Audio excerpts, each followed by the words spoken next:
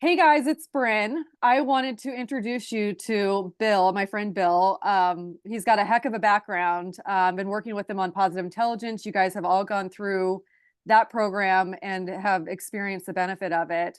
And he's been a huge part in terms of standing that up.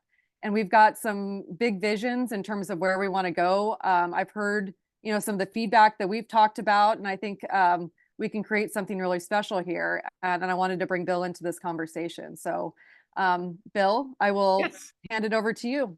Thanks, Bryn. Thank you so much. And first of all, I just want to say I'm so honored and privileged to be able to be part of this community. Bryn has been talking very, very lovingly about each and every one of you and how incredible you all are.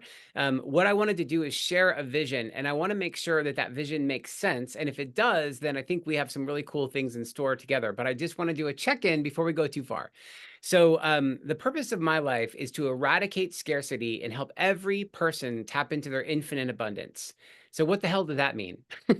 I started my life in when I was 12 years old. One of the things that I found was that when my parents got divorced, I got really scared that life was not happening for me; it was happening to me. That there wasn't enough. I went into a place of scarcity, and for 30 years, I spent most of my life trying to protect what was mine. I got mine, right? That was the whole mentality. And so what I realized is that it took me a long time to sort of let go of those scarcity feelings and shift into a place of abundance. And today, I'm honestly telling you, I live in a place of abundance where I have financial abundance. I feel very connected to the world, the work that I do. I love what I do. I'm very passionate and connecting with people every day, amazing people like Bryn. We get to create these wonderful things together. And so, what I want to do is, I want to share my journey of how I moved from scarcity to abundance with you. And if you will are so interested and so inclined, what we're going to try to do is experiment with something I'm calling abundance circles. Now, circle you can think about as like a group of people coming together with a outcome. That specific outcome is to move from any level of scarcity that you may feel in your life to a place of full and true abundance. That might be financial scarcity. That's often where people feel it the most, but it could be other things. It could be scarcity of time. It could be scarcity of love or other relationships. Like wherever you experience scarcity in your life is where I'd love for you to lean in and say, let's talk authentically with one another. Where are the places where we're feeling it the most, and how could we work together to be able to shift that scarcity to a place of complete and utter abundance? So let me pause there, and Bryn, let me check in with you. How is that sounding so far? Yeah, I love it. Yeah, keep going. Okay, great. Excellent. Yeah, because if I ever go too far of just not making any sense, please interrupt me. You are the voice of the community right now, helping make sure that what I'm sharing is actually making sense. So the vision here is to say, okay, great. So if we are in alignment to be able to practice, how do we move from scarcity to abundance? What we begin to do is look at some core principles. And so the first thing we need to do is recognize our own scarcity. And this is a hard thing. I'm telling you, this is the most difficult thing. Is the step that we have to take together is to say that scarcity actually exists. The biggest lie of scarcity is that we're fine. Like we're fine. Everything's good. Everything's great. And we go through so much of our life feeling that way. It's like, you know what? I'm just inside. I'm dying, but I want to basically not make it anyone else's problem. I'm just going to be like, everything's fine. Everything's great. Everything's going wonderful. But inside, I know that that's a lie. And so the first place is like for what I'm asking all of us to be able to do if we're going to create this abundance circle together is to be totally transparent and authentic. So let me share you some of the things that I went through. Like when I was experiencing my most deepest financial insecurity, that scarcity came from a place with the big lie that there just isn't enough. That the world has a limited amount of resources, and whatever I receive, I'm taking away from somebody else, and vice versa. If somebody else is successful in their life, then I'm losing out because they got something that I didn't get, right? So to me, it was a zero-sum game. And that's a lie. And so the first thing I had to understand is that there is enough for everyone. For everyone. That in this lifetime we've gone through that lie of scarcity and we believed it. We stopped questioning it. We got to a place where it was really, really clear that just this is a zero-sum game, and if someone else is successful, it's at my expense. That's totally not true. The second big ass lie is that more is better. And so I had to realize that like every time I was successful, like I kept moving the goalposts. And so it's like, I made $1 million, and most people are like, yeah, you made $1 million. It's great. And I'm just like, yeah, it's not enough. And then made more, and I made more, and I made more, and I kept being more and more successful. And all I could ask myself was the same lie. Why am I not successful? And it just kept reinforcing this lie of scarcity that no matter how successful I was by any measure, I kept asking myself why I wasn't successful. And I believed that lie of scarcity. So what it did is it perpetuated the myth that more is better. Now, I'm going to tell you, I thought I was unique in this until I met people who had 10 and 20 million dollars in the bank who felt the exact same way that I did. So it showed me that up ahead, it's like if I reach to 10 million or 20 million or 100 million, it doesn't change. Like ultimately, scarcity is going to be there with us for the rest of our lives unless we change it from the inside. The answer to scarcity isn't out here. The answer to scarcity is in here. And so I had to really understand that. And the third lie that was really important for me to really at least acknowledge it exists is that this is the way things are, that it is what it is. That's a total lie. That we have that we don't have the power to change it is the lie. So I had to switch over to the truths, right? And understand that life is abundant by default. We are in this incredible, beautiful playground, that it is not a zero sum game, that I can be happy for somebody else's success. And that doesn't take away from my own success. That being having enough is just a state of mind, that I can actually choose that I already have enough, that I already am abundant, that it's not some sort of external condition. And that ultimately, if I don't like something, I will change it. Now, we're going to keep going into more core principles, but I think that's enough for this first edition. What I'm actually interested in from you in the community is to understand how this is resonating with you.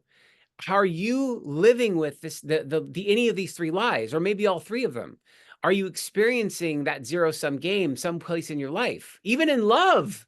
Right? Is this with my spouse? If my spouse is happy, am I unhappy? Because basically we can't both be happy at the same time together. That might be the case. Time, that if I'm giving time for my employer, that I can't have time for myself. Is that the lie? So I use money because I'm so deeply connected to the financial scarcity, but you can change this to whatever you think is best for you. And it's the same thing with more is better.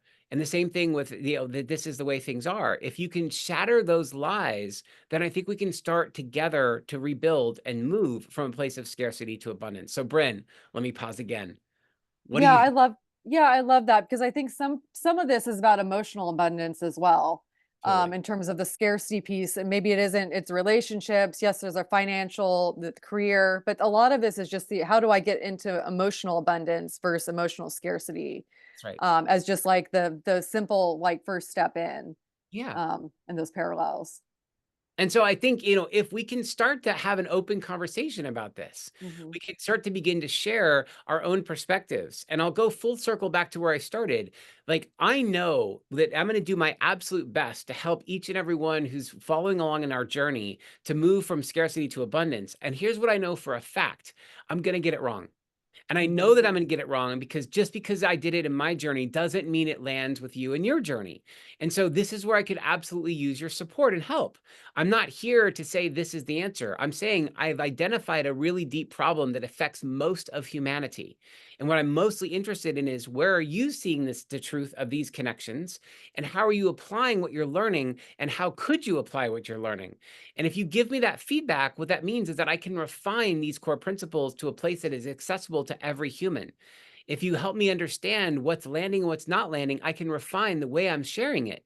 If you help me understand, you go practice something and it works, and you're like, this is really great, let's do more of that, then I know I can lean in. If you're like, Bill, I understood what you said, but I didn't do anything, it didn't make any sense, like it didn't change me in any meaningful way, that's also hugely helpful.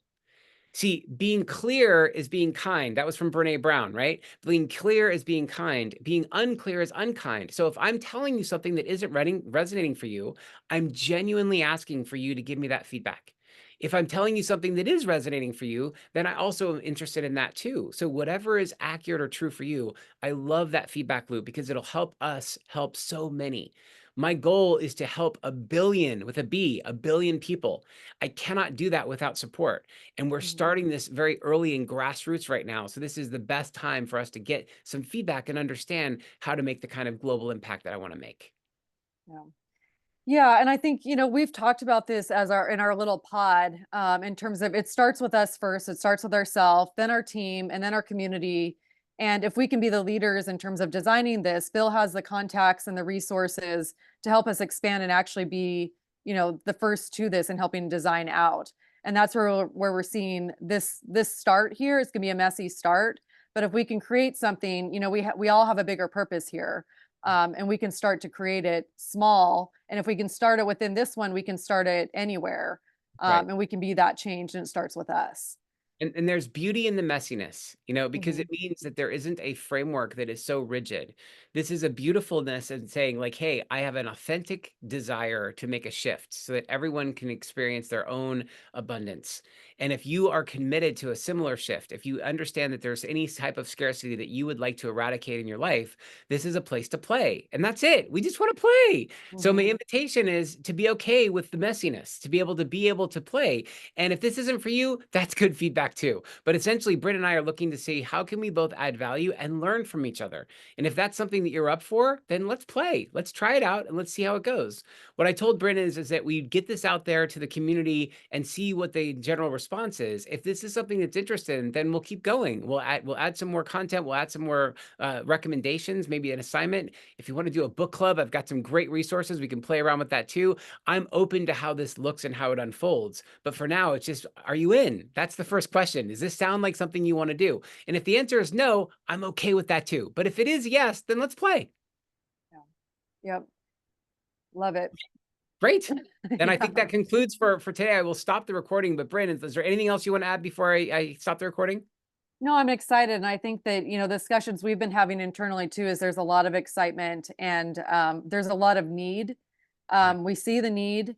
We've experienced the shifts and the transformation, and there's a desire to keep going and to spread it and to find other outlets, and to be co-creators in that. And again, with your resources and your experience and all that, again, if we can design it, I think that the amplification is there, um, while we're teamed up in this. So it's really Great. exciting. Well, Bryn, thank you for teaming up with me and for allowing me to play with you. I think this is going to be fantastic. I'm excited to connect with your community, and thanks again for all of your support and getting us kicked off. Thanks, Bill. All right, we'll be talking again real soon. Bye.